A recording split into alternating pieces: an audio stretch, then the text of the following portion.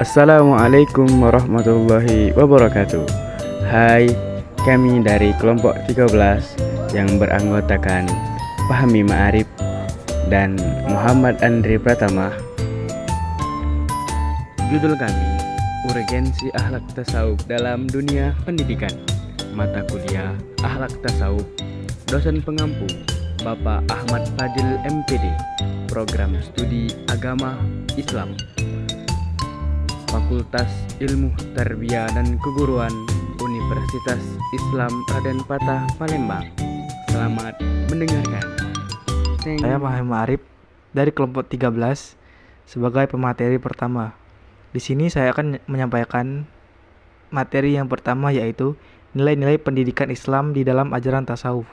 Materi yang dibahas tasawuf seperti ibadah dalam memaknanya yang luas dan akhlak yang telah ada sejak pertama kali Rasulullah diutus. Semua materi bahasanya dalam tasawuf diambil dari Al-Quran dan Sunnah Nabi, sama dengan materi keislaman lainnya. Pada dasarnya, ilmu tasawuf membahas tentang persoalan-persoalan yang berhubungan dengan akhlak dan budi pekerti bertalian dengan hati, yaitu cara-cara ikhlas, khusyuk, tawadu, muraqabah, mujahadah, sabar, ridho, tawakal, dan seluruh sifat terpuji yang berjalan dalam hati. Menurut Mustafa Zahri, bahwa sasaran ajaran tasawuf ialah akhlak dan budi pekerti yang baik berdasarkan kasih dan cinta kepada Allah. Karena itu, ajaran tasawuf sangat mengutamakan adab atau nilai baik dalam berhubungan antara sesama manusia dan terutama berhubungan dengan Allah. Sebenarnya cukup kompleks dan luas, sebab kelahiran tasawuf itu sendiri karena adanya Islam. Di samping itu, sesuai dengan banyaknya pendidikan Islam di dunia, baik berupa sasaran atau materi atau tingkatan yang dilalui serta tujuan dari tasawuf itu sendiri. Di sini ada nilai-nilai dari pendidikan Islam dari ajaran tasawuf, yaitu yang pertama, optimisme. Optimisme berarti mengharapkan atau harapan yang disebut raja. Raja yang disebut di sini ialah mengharapkan rahmat Allah yang sesungguhnya selalu mengelilingi kita, tetapi jarang diperhatikan. Optimisme itu bertingkat-tingkat. Yang paling tinggi adalah harapan para sufi yang berharapan pada mendekat dan bertemu kepada Allah.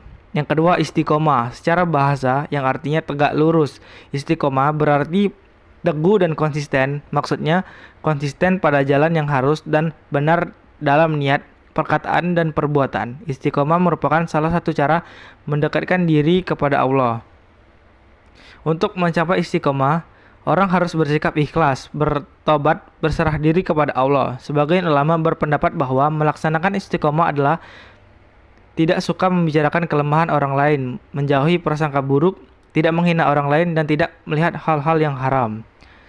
Materi yang ketiga yaitu sabar, yang artinya bersabar atau tabah hati atau sesuatu. Hujatul Islam Al-Ghazali mengatakan bahwa sabar ialah tetap tegaknya dorongan agama berhadapan dengan dorongan hawa nafsu. Di kalangan para sufi, sabar dikaitkan sebagai sabar dalam menjalankan perintah-perintah Allah dan menjauhi segala larangannya. Juga sabar menerima segala cobaan yang ditimpahkan oleh Allah kepada manusia, sabar dalam menjalani cobaan dan tidak menunggu-nunggu datangnya pertolongan. Yang keempat yaitu ikhlas. Ikhlas secara bahasa artinya bersih. Ikhlas berarti murni atau bersih, yang bermaksud suatu amalan perbuatan yang dilakukan bersih dan dari pamrih. Amal itu dilaksanakan semata-mata karena Allah atau menegakkan kebenaran, keadilan, dan kejujuran, bukan karena mencuri pujian, popularitas, uang, atau kekuasaan atau hal lainnya. Yang kelima adalah zuhud.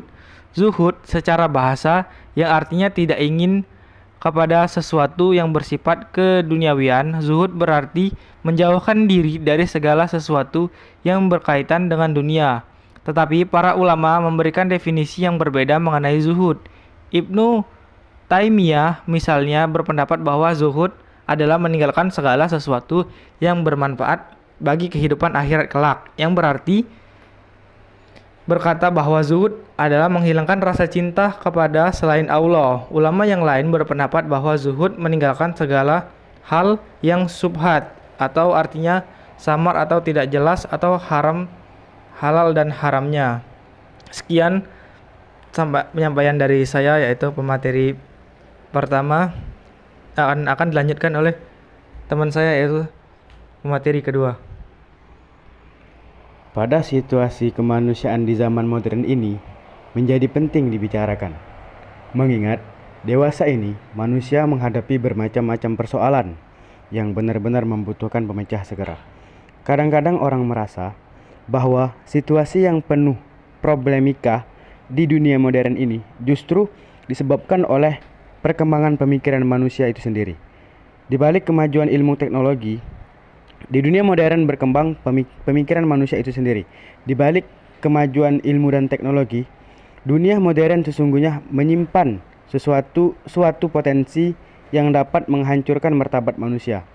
Untuk menyelamatkan perlu tasawuf yang wujud konkreti dalam akhlak yang mulia. Menurut Jalaluddin Rahmat, sekarang ini di seluruh dunia timbul kesadaran betapa pentingnya memperhatikan etika dan pengembangan sains. Di beberapa negara maju telah didirikan lembaga-lembaga pesan moral, pengawal moral untuk sains. Yang paling terkenal ialah The Institution of Security. Biologi Australia bahwa sulit bagi seorang ilmuwan eksperimental mengetahui apa yang tidak boleh diketahui. Ternyata sains tidak bisa dibiarkan lepas dari etika. Kalau tidak ada ingin senjata makan tuan. Sekarang dunia nampaknya sepakat bahwa sains harus dilandasi etika. Betapa karena etika pun akhirnya pemikiran filsafat pula, yaitu pemikiran yang mengandung keunggulan dan kelemahan. Maka masalah etika pun masih mengandung masalah. Untuk itu yang diperlukan adalah akhlak yang bersumber dari Al-Quran. Itulah tadi penyampaian dari kami dari kelompok 13. Terima kasih atas segala perhatian. Mohon maaf apabila ada kekurangan. Terima kasih, syukron.